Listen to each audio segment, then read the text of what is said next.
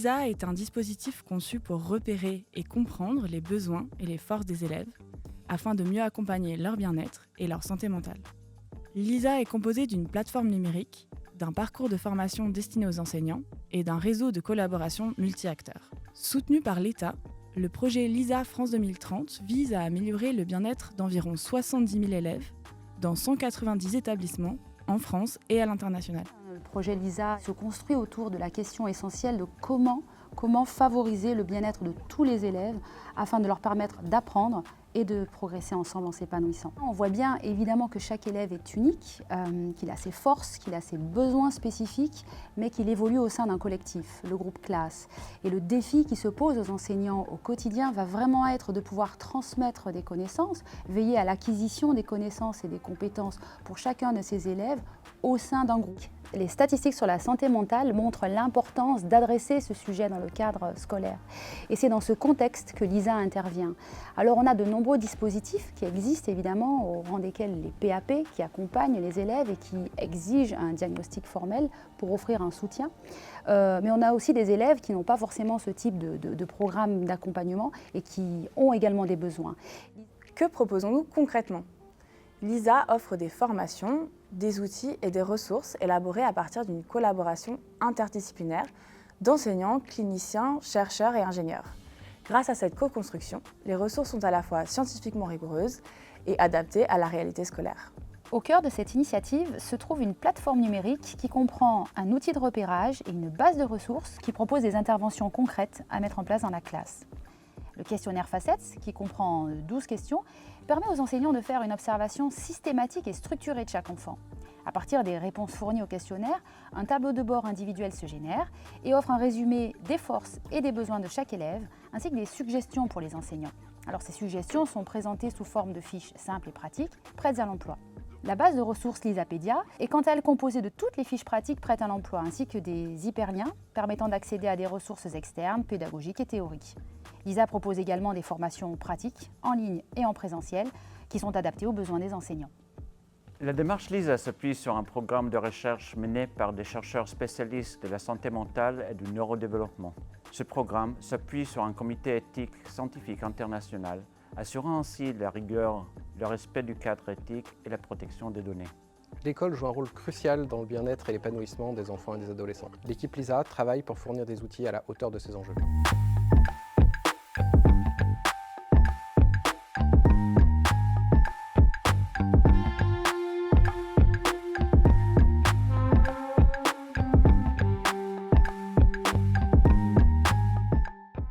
Donc, justement, la thématique qui va être abordée aujourd'hui est relative donc au bien-être et à la santé mentale des jeunes, qui est donc l'objet du projet LISA, comme vous l'avez bien compris.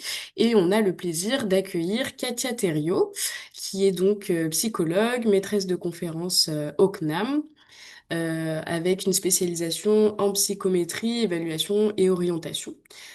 Donc, elle a justement une expérience de terrain en tant que conseillère d'orientation psychologue, puis ensuite psychologue de l'éducation nationale. Elle enseigne au sein de différents masters, le master 1 psychologie de l'orientation et du travail et master 2 psychologie de l'orientation et du conseil et travail, santé et transition professionnelle au CNAM, et aussi pour obtenir le certificat d'aptitude aux fonctions de psychologue de l'éducation nationale. Avec notamment une formation de ces psychologues sur les thématiques du bilan psychologique de l'IA. Et avec donc une spécialisation sur l'évaluation, le décrochage scolaire et universitaire et le bien-être scolaire. Donc, je vais laisser la main à Katia pour son intervention pour les 30 prochaines minutes. Et on pourra ensuite passer à un temps d'échange et de questions pour les 20 dernières minutes du webinaire. Voilà, merci beaucoup. Merci beaucoup pour déjà l'invitation et pour la présentation. Donc, je vais partager mon écran. Je suppose que vous voyez. je l'espère en tout cas. Donc effectivement, on va parler d'orientation et de stress chez les jeunes. L'idée, c'est de pouvoir faire une brève introduction, d'évoquer quelques données. Alors comme ça a été fait d'ailleurs là dans la vidéo de présentation du projet LISA, j'aurai aussi quelques données par rapport au stress lié à l'orientation en particulier. Je reviendrai sur quelques définitions, notamment celle du stress, et puis pour différencier la notion du stress de celle de l'anxiété. Je proposerai un modèle, alors non pas pour vous, vous imposer de la théorie, mais parce qu'à partir de ce modèle théorique, je pourrais proposer quelques outils d'accompagnement, puisqu'il était aussi question que je puisse donner un peu des billes, on va dire, pour aider à gérer ce stress lié à l'orientation. Donc nous verrons les conséquences d'un stress, on va dire, parce qu'on va différencier le stress dit normal du stress qui va être conséquent et répétitif, et puis donc la prise en charge et quelques outils. Alors déjà pour vous dire que l'orientation scolaire et professionnelle est une étape centrale à l'adolescence, qui est située finalement à l'interface de processus à la fois cognitifs, comme la prise de décision, émotionnels, identitaires et sociaux. Donc, ça ne se réduit pas à un acte de choix rationnel entre différentes options scolaires, puis professionnelles. L'orientation engage vraiment l'individu dans une dynamique complexe de projection dans l'avenir avec des contraintes et beaucoup d'incertitudes. Donc, c'est une situation psychologique qui est exigeante et qui peut générer des formes spécifiques de stress. Historiquement, les recherches en psychologie de l'orientation se sont centrées principalement sur des déterminants dits cognitifs et conatifs, mais les intérêts, les valeurs, les aptitudes, en laissant en retrait des dimensions émotionnelles qui accompagnent ces processus d'orientation. Pourtant, on a un ensemble croissant de travaux qui mettent en évidence une composante centrale de l'expérience d'orientation qui va influencer la qualité des décisions prises, mais aussi les trajectoires scolaires et le bien-être psychologique des jeunes. Donc, au-delà des situations de performance académique, c'est vraiment la confrontation à la nécessité de se projeter dans l'avenir, de faire des choix perçus souvent par les jeunes, voire par les familles parfois, comme déterminant, qui apparaît comme une source spécifique de tension psychologique. Par ailleurs, l'orientation s'inscrit dans un cadre institutionnel qui est structuré par des logiques de sélection, de hiérarchisation des filières, de mérite aussi, et qui vont contribuer à renforcer cette charge émotionnelle associée au choix.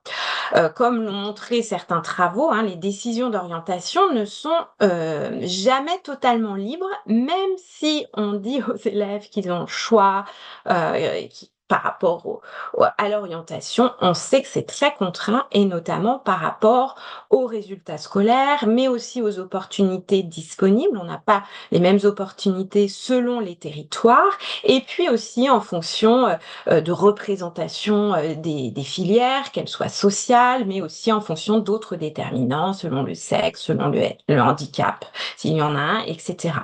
Donc cette situation place les élèves dans une tension et certains la qualifient d'injonction paradoxale, être autonome dans ses choix, tout en étant dans un système très contraint. Et donc cette tension est d'autant plus marquée que les contextes contemporains d'orientation, comme Parcoursup, introduisent une incertitude accrue liée à la complexité des procédures, à la multiplicité des choix possibles et à la temporalité différée des réponses. Donc l'expérience subjective des élèves va se caractériser par une combinaison de facteurs reconnus comme stressants, l'imprévisibilité, une faible contrôlabilité, un enjeu élevé et parfois une menace identitaire, je reviendrai dessus.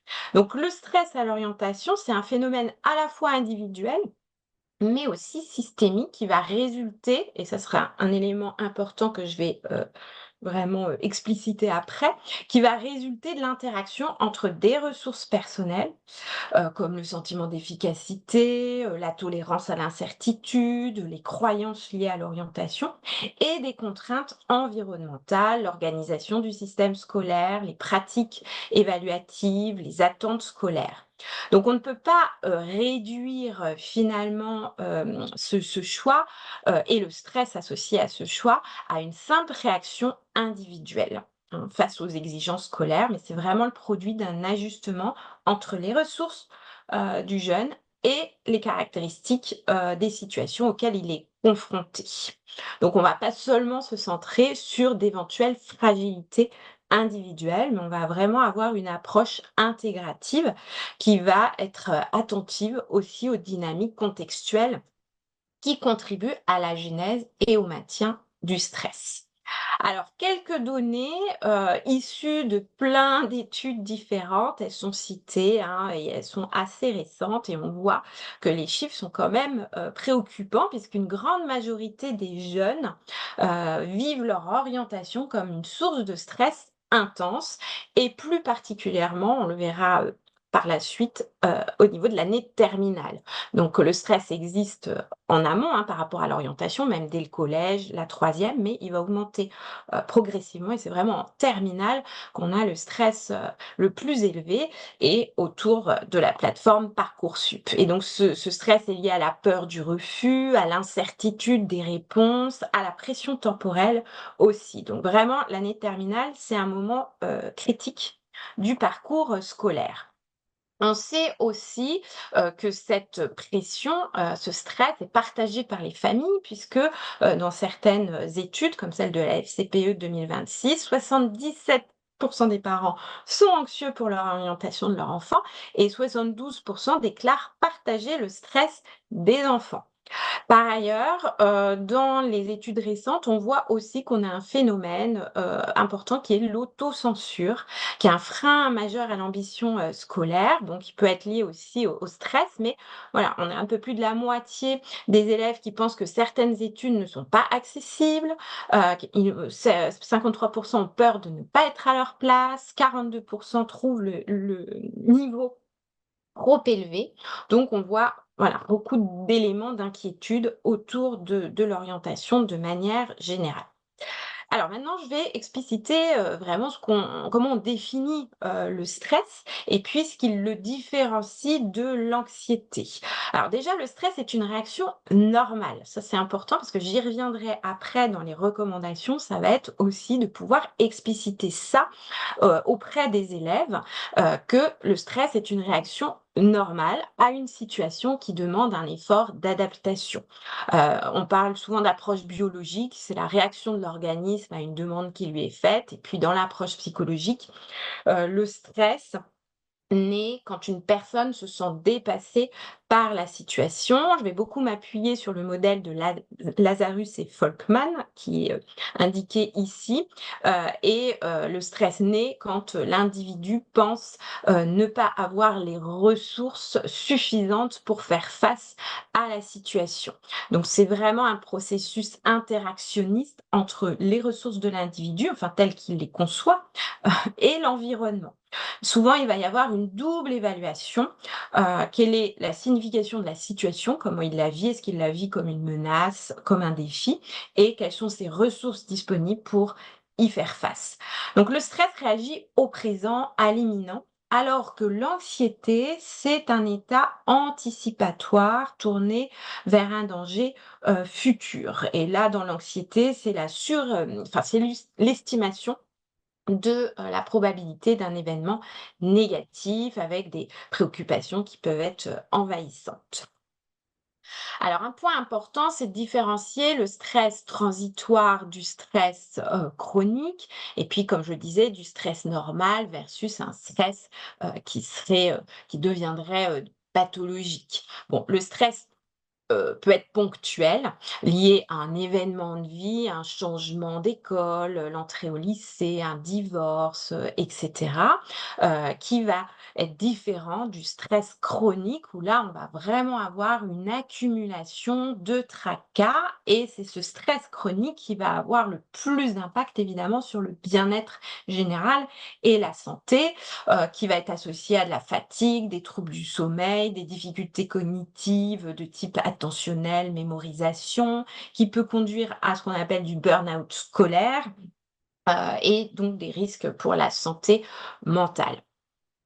Alors qu'un stress, le stress normal, lui, j'y reviendrai, est mobilisateur, hein. Donc il peut, quand il n'est pas trop élevé évidemment et quand il n'est pas non plus répété, peut mobiliser, sur une tâche et augmenter justement, la motivation, l'attention.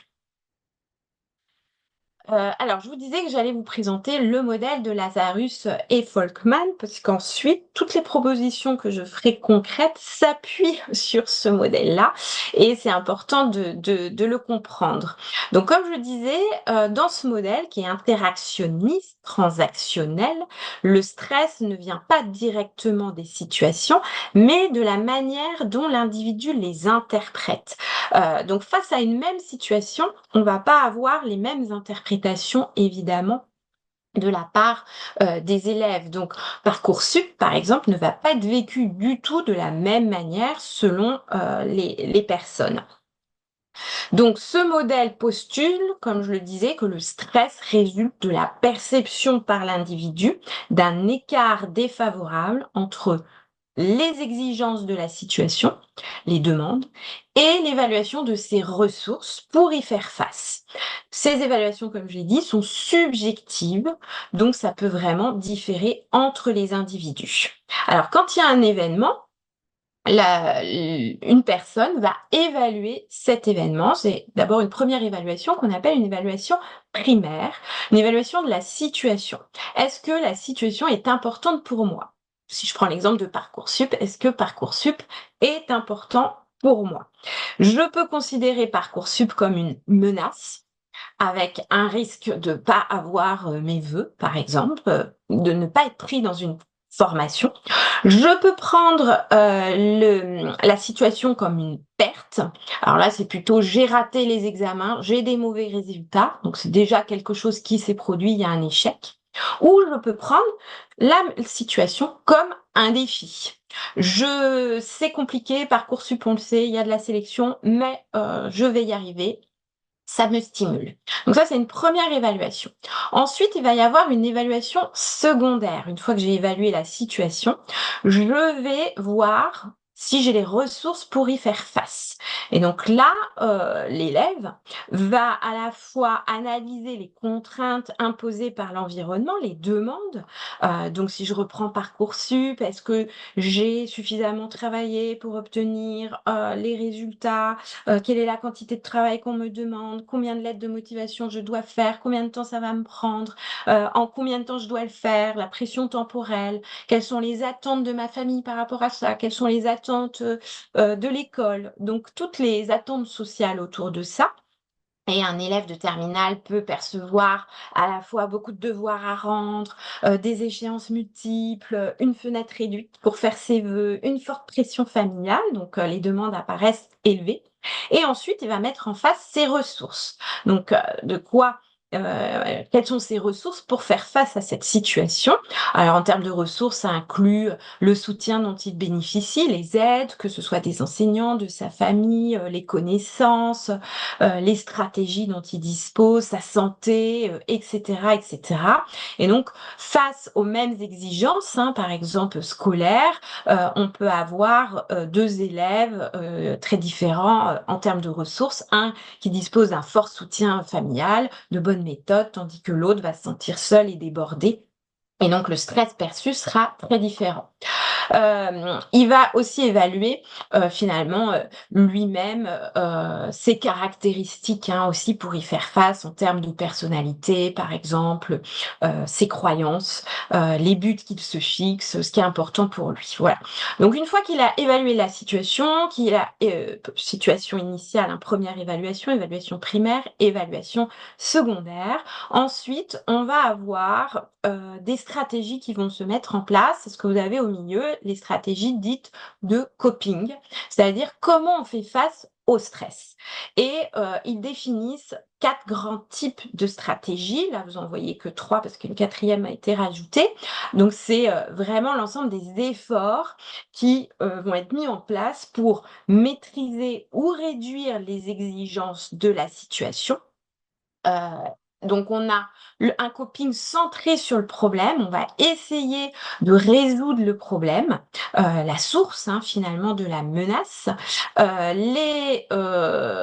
Les stratégies centrées sur l'émotion, là cette fois on va plutôt agir sur ce qu'on ressent, se rassurer, se détendre, etc.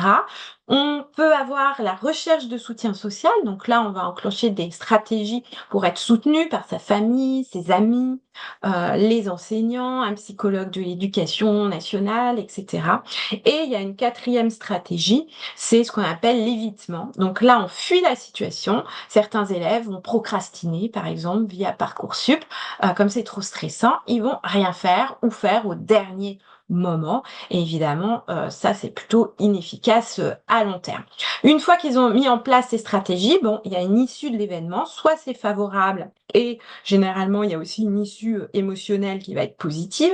Soit c'est défavorable, on n'a pas ce qu'on a obtenu. Vont être associées généralement des émotions dites négatives, à valence négative, comme de la détresse, et ça va influencer, il y a une rétroaction, ça va influencer les autres événements qui peuvent arriver. Évidemment, plus on a des issues favorables, plus ça va renforcer le sentiment qu'on dispose des ressources, etc. Alors, en orientation, on distingue des sources de stress particulières, à la fois des facteurs internes liés à la personne, ses ressources justement, les personnes qui vont douter d'elles-mêmes, mauvaise estime de soi, mauvaise confiance en soi, ça joue dans le stress par rapport à l'orientation. La peur de se tromper, la peur de faire des mauvais choix, l'inquiétude face à l'avenir, la dissonance entre ses aspirations et les ressources perçues peut créer un conflit identitaire. Ensuite, on a des facteurs institutionnels, on en a déjà un peu parlé. L'école est un espace de sélection avec une idéologie méritocratique, mais qui lie la note aux trajectoires possibles. L'injonction au projet aussi, dès la 4e, 3e, on va insister auprès des élèves pour leur demander ce qu'ils veulent faire, ce qui va finalement mettre de la pression et qui peut être très vécu difficilement par les adolescents qui sont en construction identitaire et donc qui ont besoin finalement de temps. Et puis Parcoursup, la réforme du bac amplifie aussi ce phénomène de stress, les facteurs institutionnels. Et on trouve aussi des facteurs relationnels, donc en particulier des attentes parentales qui vont être très élevées, qui peuvent être une source de stress et un contrôle aussi de la part de la famille augmente le stress, alors que des parents qui vont plutôt encourager l'autonomie, ça diminue le stress. On sait que l'insuffisance de soutien de l'entourage, c'est vraiment une des difficultés les plus corrélées au stress global. Un nouveau facteur émergent, en particulier par rapport à l'orientation, c'est ce qu'on appelle l'éco-anxiété, une nouvelle source de stress. Alors là, on parle d'anxiété puisque c'est par rapport au futur, mais bon, ça a des applications sur le présent, puisque quand on interroge les élèves, une étude qui a été menée en 2024, 50% des étudiants déclarent tenir compte des enjeux écologiques dans leur choix d'orientation, et l'éco-anxiété et l'incertitude incertitudes face à l'avenir climatique deviennent des variables qui peuvent bloquer certains choix de carrière ou imposer finalement une pression morale supplémentaire pour s'orienter vers des métiers verts ou éthiques.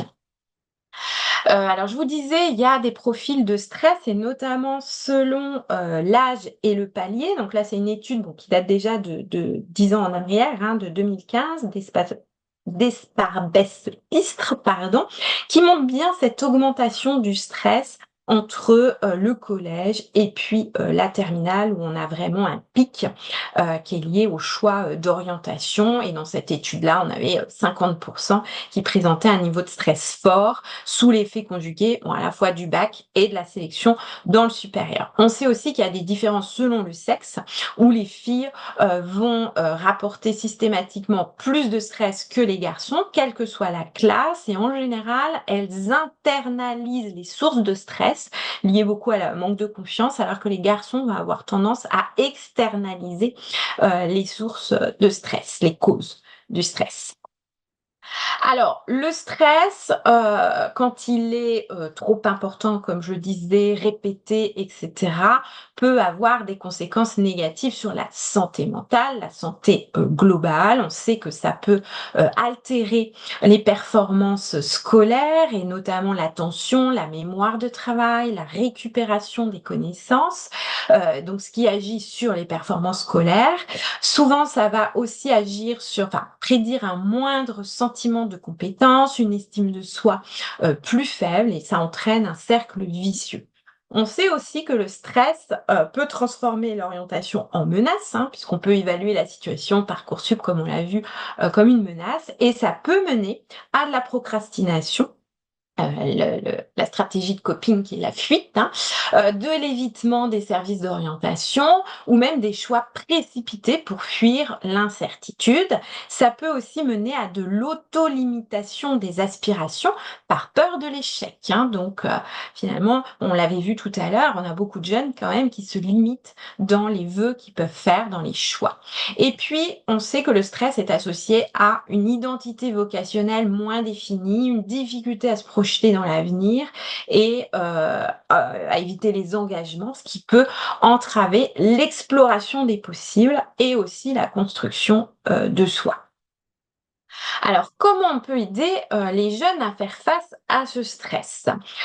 Donc, je vais reprendre ce modèle transactionnel du stress dont je vous ai parlé, avec, pour rappel, l'évaluation primaire, c'est est-ce que la situation est à fort enjeu? Est-ce que c'est une menace, un défi ou une perte? Donc déjà, on pourra agir sur cette évaluation primaire pour transformer la menace en défi. On peut agir sur l'évaluation secondaire, sur les ressources, sur l'estimation des ressources, donc augmenter ces ressources pour les jeunes. On peut agir sur les stratégies de coping et on peut agir directement sur les situations elles-mêmes, évidemment. Donc faire en sorte, que ce parcours d'orientation soit moins, stressant. Alors déjà, un des premiers axes, c'est expliquer le stress. Comme je le disais, transformer la menace en défi. Donc l'orientation est généralement vécue comme ça, plutôt comme une opportunité. Et déjà en expliquant, en faisant de la psychoéducation aussi autour du stress, c'est un élément, important, alors que ce soit pour l'orientation, mais par ailleurs, le stress face aux évaluations et cetera, hein, c'est déjà une réaction normale. Donc le stress montre que l'organisme se mobilise, c'est pas un signe de faiblesse. On parle de mindset, hein, souvent autour du stress, c'est changer l'état d'esprit qu'on a, du stress et donc le nommer sans le dramatiser. C'est normal de ressentir ça, et cetera. Ensuite, on peut présenter aussi, comme je vous le disais, c'est une loi qu'on présente souvent, entre le stress et la performance, le lien entre les 2. Comme je disais, bon, quand on n'a pas du tout de stress, c'est très faible, généralement, la performance peut être basse aussi puisque l'individu va manquer de stimulation, ça peut se traduire par de l'ennui, de l'apathie, et dans ces conditions, les ressources cognitives ne sont pas forcément mobilisées, en tout cas pas à un niveau optimal. À mesure que le niveau de stress augmente, la performance s'améliore parce que justement à un niveau modéré, modéré de stress agit comme un facteur de mobilisation. Ça va permettre d'augmenter la vigilance, la concentration, l'engagement dans la tâche. Donc souvent, c'est dans cette zone intermédiaire que vous voyez au milieu qu'on observe une performance optimale parce que l'individu est activé. Par contre, quand le stress devient vraiment trop élevé, là, la performance évidemment rediminue parce que cet excès de stress va entraîner une surcharge cognitive, une perturbation de l'attention, de la mémoire, une augmentation des émotions négatives et donc ça peut amener même à du burn-out. Mais déjà, on va expliquer ce phénomène. On va donc transformer la menace en défi, comme je disais, changer l'état d'esprit. Donc, souvent, ça va être ah si je me trompe, c'est grave. Non, c'est pas grave. Le stress, c'est normal. Le stress peut mobiliser. On peut donc les amener, par exemple, à réfléchir à des situations qu'ils vivent comme très stressantes, comme une menace, et voir comment voilà, ils peuvent le transformer en défi à relever. On peut aussi, comme je disais, normaliser l'incertitude parce qu'on l'avait vu, c'est une source de stress important par rapport à l'orientation, c'est gérer l'incertitude. Mais là aussi, on peut dire que l'incertitude est normale, on peut les faire travailler sur un événement imprévu passé qui a bien tourné pour montrer que l'incertitude ne veut pas dire forcément que ça va être problématique. On peut donc reformuler les pensées de menace, comme je disais. Souvent, on a ça chez les élèves, hein, si je me trompe, ma vie est fichue. Eh bien non. Chaque choix permet de dégager aussi des apprentissages et qui seront utiles pour la suite. Et on peut transformer cette peur en curiosité. Quelle petite expérience pourrais-tu tenter pour tester cette idée, par exemple? On peut agir aussi par ailleurs sur les croyances, hein, autour de l'orientation. Moi, je sais pas, comme les filles, ne réussissent pas en sciences, les études longues sont réservées à certaines personnes, ce métier n'est pas fait pour moi, bon, tout ça. Et on peut diversifier aussi les sources de valeur, pour éviter que toute l'identité repose, sur le choix d'une filière. Je prends maths sup, maths spé, si je n'ai pas maths sup, maths spé, ça veut dire que je suis nulle et on remet en cause toute l'identité personnelle. Non. On peut soutenir le sentiment d'efficacité personnelle. Alors ça, on étudie beaucoup ça en psychologie de l'orientation, c'est la croyance en sa capacité à réussir une tâche. Et Bandura disait qu'il y avait 4 sources pour augmenter ce sentiment d'efficacité personnelle. Donc on peut le travailler par rapport à l'orientation, mais aussi de manière générale, hein, par rapport aux apprentissages, en proposant des réussites progressives, donc en décomposant les tâches qui peut être complexe en des petites tâches et validables, ce qui permet pour chaque succès de renforcer la croyance. On peut montrer des modèles proches, donc des témoignages par exemple d'anciens élèves au parcours variés, y compris qui se sont trompés dans leur choix et qui ont réussi à faire des parcours intéressants pour eux. Donner aussi des feedbacks réguliers, spécifiques, donc valoriser les efforts et les stratégies. Par exemple, tu as bien structuré ta recherche de filière de formation, et donc donner régulièrement des feedbacks pour accompagner les élèves dans leur travail autour de l'orientation. Et puis, comme on en a parlé, psychoéduquer sur le stress. On va aussi les aider à développer des stratégies de coping fonctionnelles, puisque, on a vu 3 grandes familles de stratégies, je ne vais pas parler de l'évitement, mais permettent aux élèves de mieux s'adapter. Donc on peut agir sur la source du problème, on en a parlé, réguler, les émotions et mobiliser le soutien. Donc pour ça, on peut, modifier la situation en enseignant, la méthodologie, hein, par rapport au processus d'orientation, par exemple. Comment on cherche des informations, comment on planifie, comment on compare des options, comment on fractionne donc les tâches complexes en petites étapes, comment on peut élaborer un plan A, B, C, D, comment, voilà, on va se renseigner et cetera et cetera. On peut aider, à développer des stratégies centrées sur les émotions en aidant, les élèves ou son enfant à mettre des mots sur le ressenti, en contestant les croyances, comme je disais, si je n'ai pas ce vœu, ma vie est fichue, tout est fini, en favorisant aussi une bonne hygiène de vie. Alors ça, c'est valable pour tout, hein, mais sommeil, activité physique, on sait que c'est central par rapport à la santé mentale de manière générale, mais aussi par rapport à la régulation émotionnelle.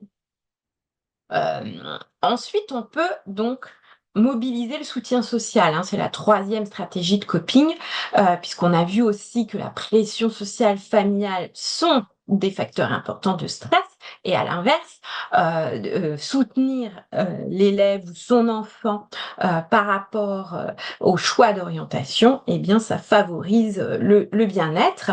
Donc, on sait que le soutien perçu de l'enseignant est essentiel. Donc il peut valider les émotions, se montrer disponible pour les échanges informels, mais aussi accompagner, comme on l'a vu, les élèves dans les stratégies autour de l'orientation, rechercher des informations, se connaître soi-même, etc.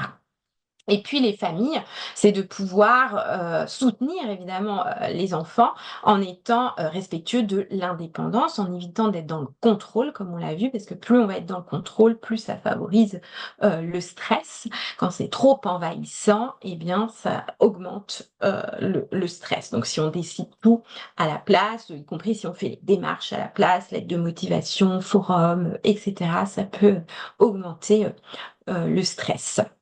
Et puis on peut enfin, j'ai bientôt fini, je suis à 30 minutes, modifier les situations elles-mêmes, on l'a vu.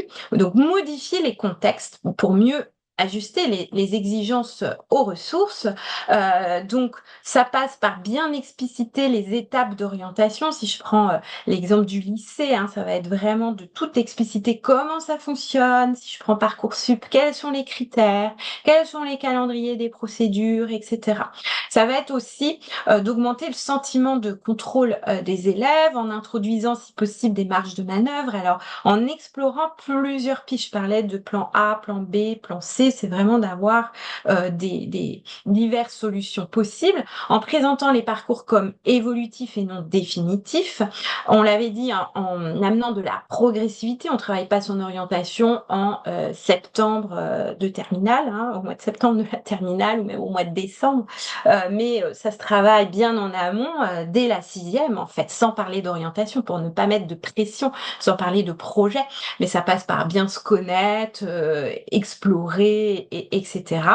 Et puis donc transformer ce choix unique en ajustements successifs et en offrant donc des espaces de verbalisation comme on l'avait vu, de soutien, mais y compris entre les élèves, en développant les compétences d'orientation autour de la recherche d'informations, la connaissance de soi, de la prise de décision, de la planification. Tout ça sont des compétences qui vont être importantes pour les élèves et qui peuvent réduire le stress. Voilà, je vous remercie de votre attention et donc je vais arrêter le partage pour répondre aux questions éventuelles.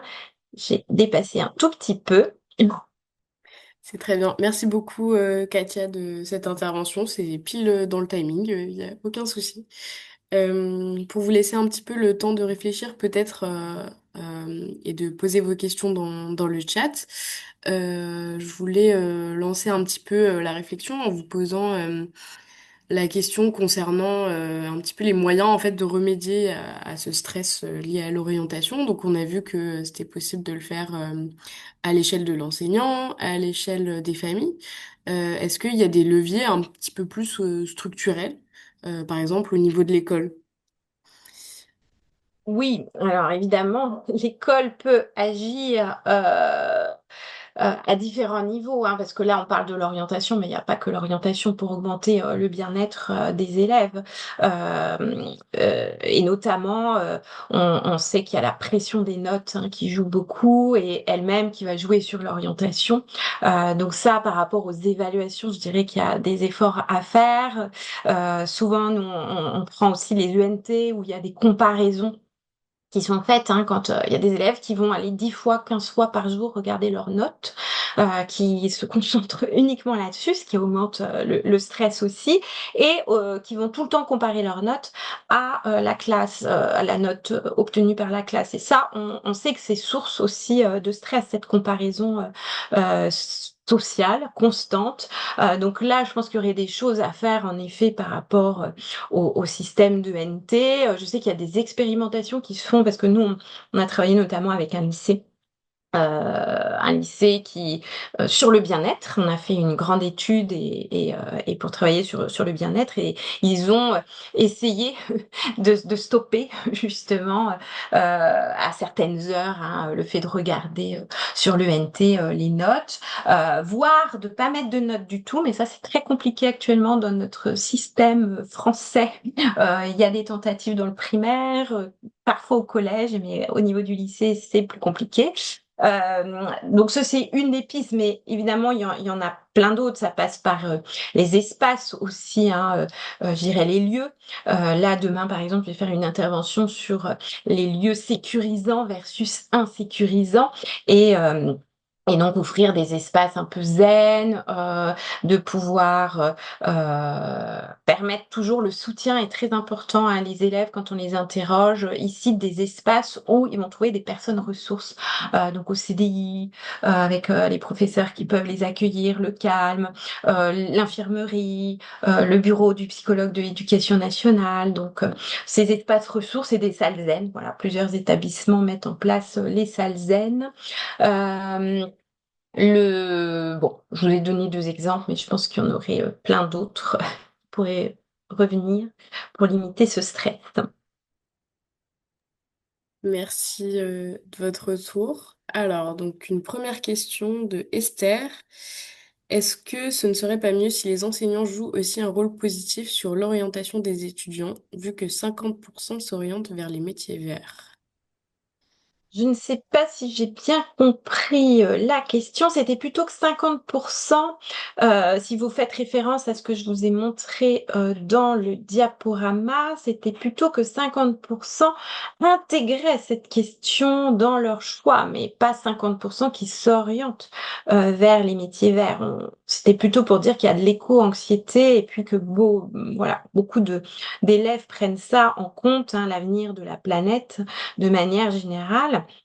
Et bien sûr que les enseignants ont un rôle à jouer par rapport à ça. Alors non pas pour mettre une pression à nouveau, pour dire attention, vous avez un rôle à jouer fondamental, vous êtes la génération qui va sauver le monde, parce que là, ça met beaucoup de pression et ça augmente le stress, mais plutôt pour faire réfléchir, je dirais, aux enjeux, mais sans pression, hein.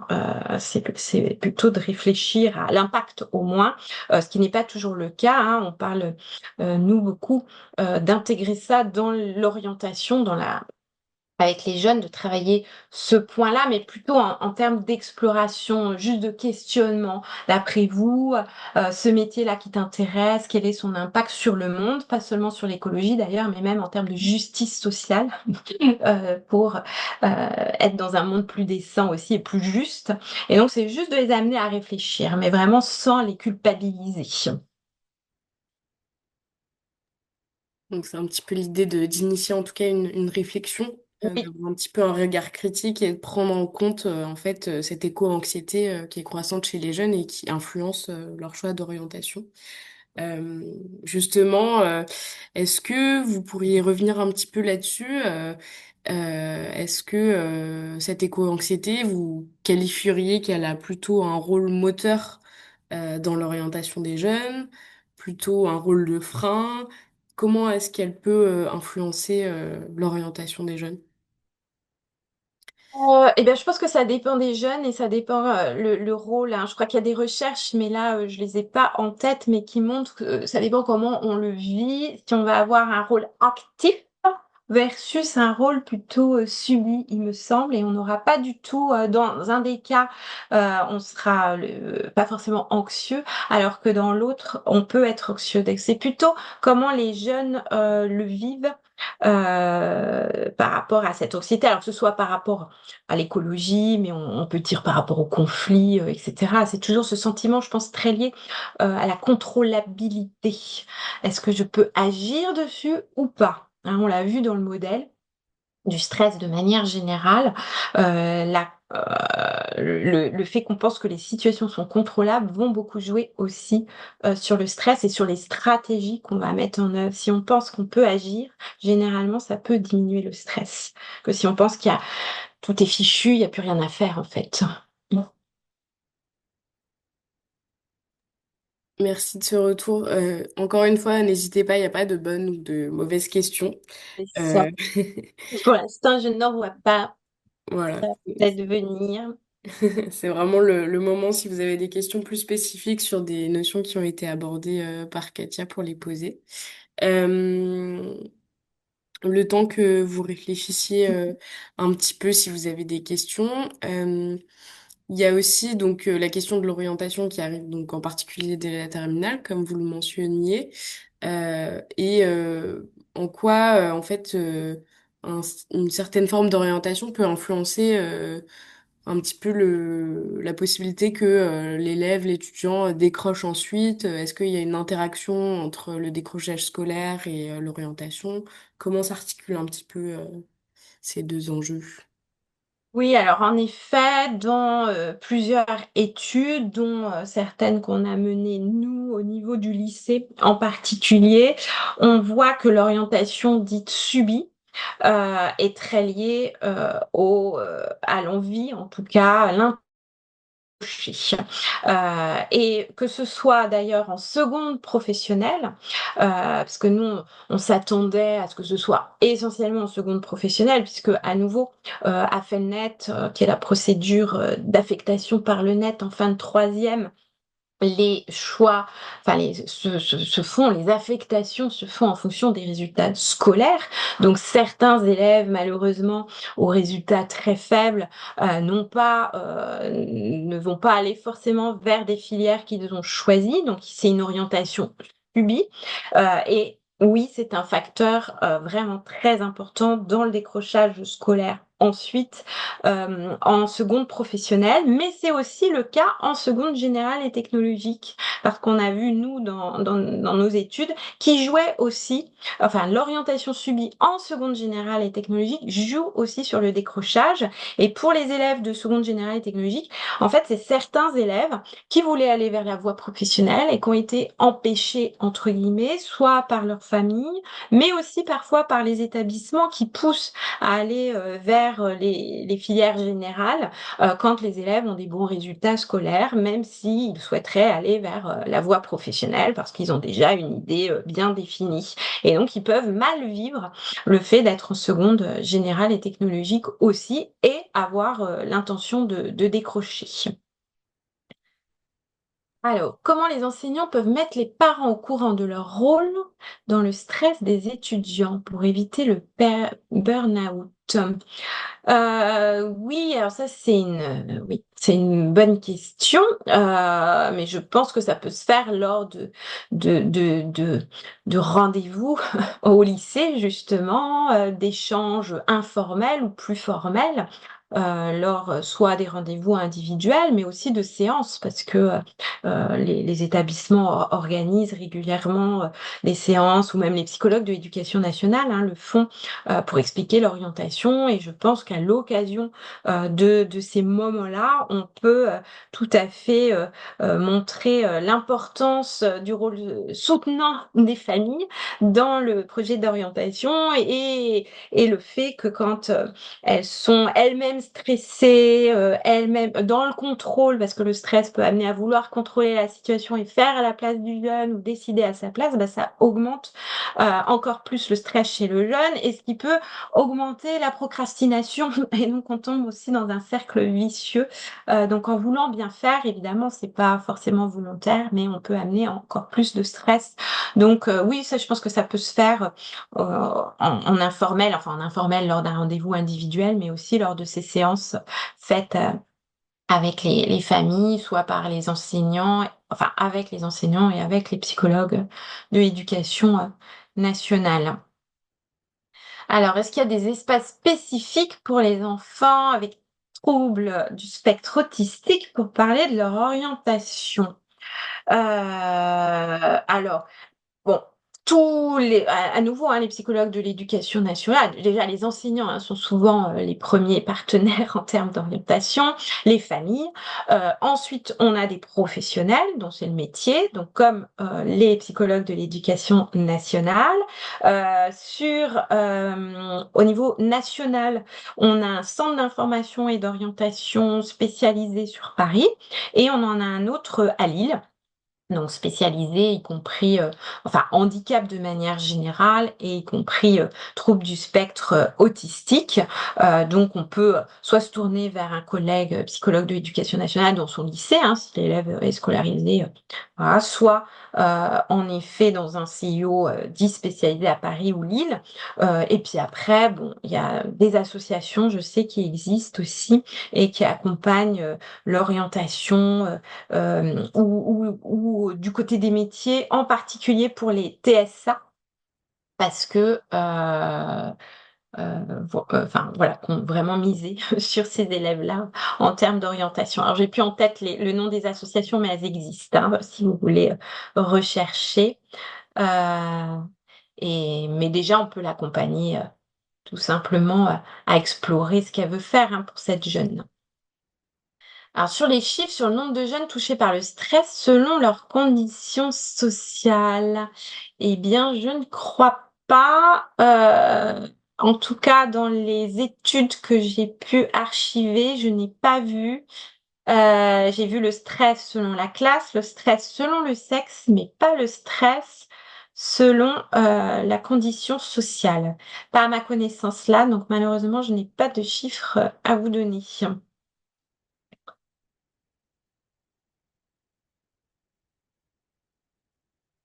On a une autre question dans le QNR. Je vous invite Oui, à je les poser vois. des questions sur le chat. Je vous laisse Oui. les lire. Donc, s'il y a des chiffres, des études sur l'orientation subie du fait des parents ou du fait des notes. Euh, oui, subis par rapport à leurs résultats. Alors, je ne suis pas sûre non plus que les études soient rentrées dans ce détail-là. Mais bien sûr, les résultats, c'est, je dirais, la raison première, en fait, pour moi. Puisque que ce soit AFENET en fin de troisième ou que ce soit Parcoursup, tout dépend des notes. Donc, forcément, c'est le premier facteur. Vraiment. Donc, j'ai pas de chiffres à vous donner, mais c'est le premier facteur qui fait qu'on n'obtient pas ce qu'on a désiré. Alors, je pense qu'il existe quand même des chiffres qu'on pourrait récupérer en fin de troisième parce qu'on a enfin, le ministère évidemment a des données sur l'écart entre les vœux des élèves et puis les affectations. Mais je ne sais pas si on l'a au niveau national, on l'a en tout cas académie par académie en fin de troisième.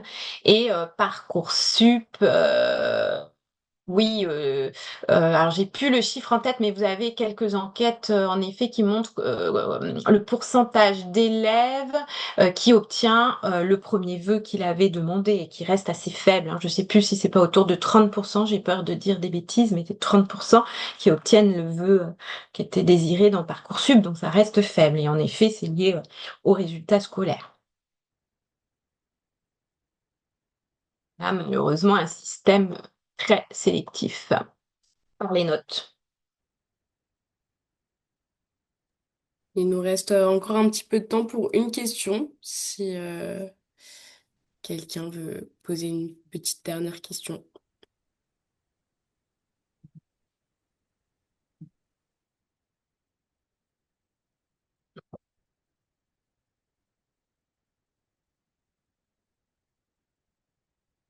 Ouais. J'étais en train de chercher le pourcentage Parcoursup. Je ne sais pas si je vais le trouver.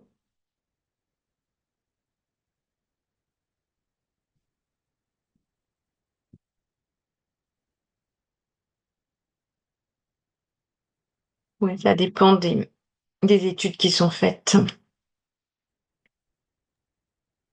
Très bien. Merci beaucoup. Bon, plus de questions. Ah, voilà. Ah oui, ça, c'est vous qui avez mis les liens. En tout cas, merci pour l'invitation. Oui. Et je vous invite, oui, à aller voir les chiffres par rapport à Parcoursup. Ça dépend de ceux qui mènent l'enquête. Oui. Donc, vous verrez comment on mesure cet écart entre les vœux et finalement la décision, enfin l'affectation à nouveau. Voilà, merci beaucoup Katia. Encore une fois, c'était une intervention très riche et qui j'espère pourra aider certaines d'entre vous en cette période aussi de fin d'orientation. Encore un grand merci Merci à vous Katia. pour Et l'invitation et pour les questions et les personnes présentes. voilà, vous avez quelques personnes qui vous disent merci aussi dans le chat. Donc le webinaire sera aussi publié sur YouTube en replay, voilà, prochainement. Merci beaucoup. Je vous propose qu'on Soirée, oui. on termine le webinaire. Merci. Bonne soirée. Merci. Au revoir. Au revoir.